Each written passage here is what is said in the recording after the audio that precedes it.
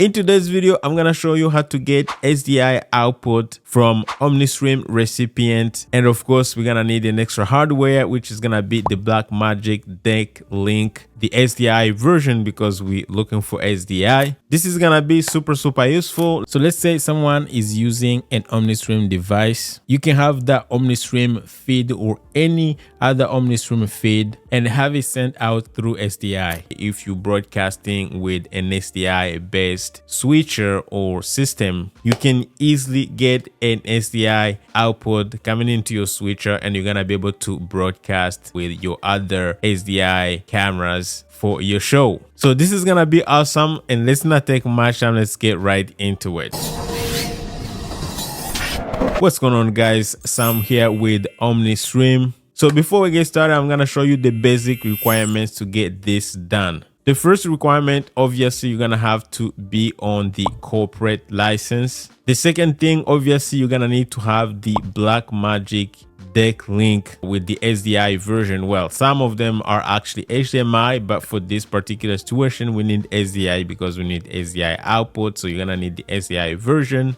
Now, Blackmagic does carry many types of decklinks, but again, you need SDI and the number of outputs. Some of them have 2 outputs, some of them have 4 outputs. So depending on how many outputs, really, it doesn't matter. This is gonna depend on you, your budget, and of course, how many SDI outputs that you need. Again, this has to be a PCI Express card installed on your PC internally. And of course, you're gonna need some drivers from Blackmagic Design, which you can easily get from Blackmagic Design website. Another thing you're gonna need, obviously, is gonna be the Omnistream Recipient application, and that's pretty much it. So as you can see, we have the Omnistream Dashboard open. Again, if you don't know how to use the Omnistream Dashboard, I have another video that I made. I'm gonna link it down below, showing you everything that you need to know about the Omnistream Dashboard. And also, I have the Omnistream Recipient configuration application open as well. This is where we're gonna be doing most of the work to make sure everything is gonna run smoothly. Now, when you go to the output tab, you can see that we have multiple decklink outputs that will show up depending on which card you actually have. So yes, you can have multiple outputs running at the same time. Now, you will need to attach each Omnistream output to the physical SDI output. And as you can see, each output has an option to choose a specific resolution, frame rate, and scan mode. So it could be either progressive or inner list. And you can still use any preset from the list, of course. You also have an option to test the output on this button right here. So to test, you can choose the output settings and simply click test output.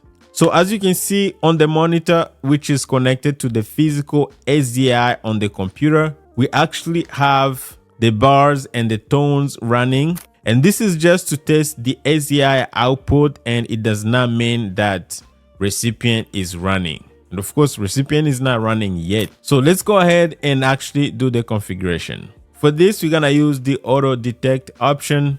So let's go back to the dashboard, and from here we're gonna use the output number 1. And as you can see, there are 2 options. Either you can copy from here, or you open output settings and copy. We can also give our output a different name here. For example, let's say SDI1. So, and then let's go ahead and copy and click save.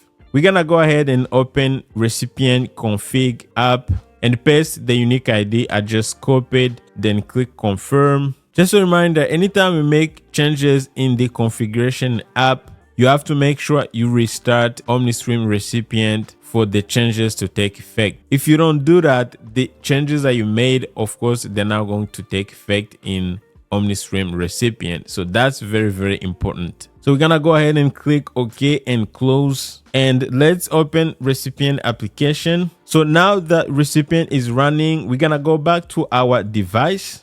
Now, there are 2 indications for when recipient application is running and SDI is connected. The first indication is you have a green indicator button here on output 1, and this means recipient is connected and running.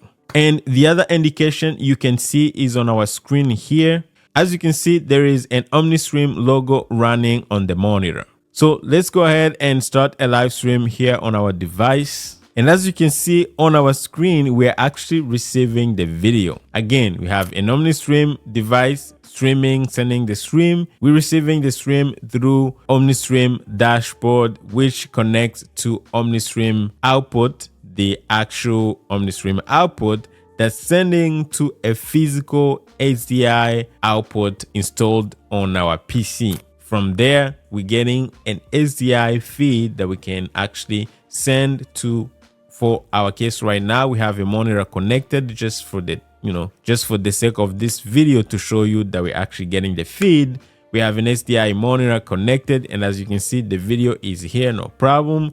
But if you had something else like a switcher, you can actually send that video into an SDI switcher and be able to actually broadcast that signal, which is cool. So just so you know, Omnistream Recipient does support H.265 encoding, and this is an Omnistream protocol that uses really low latency.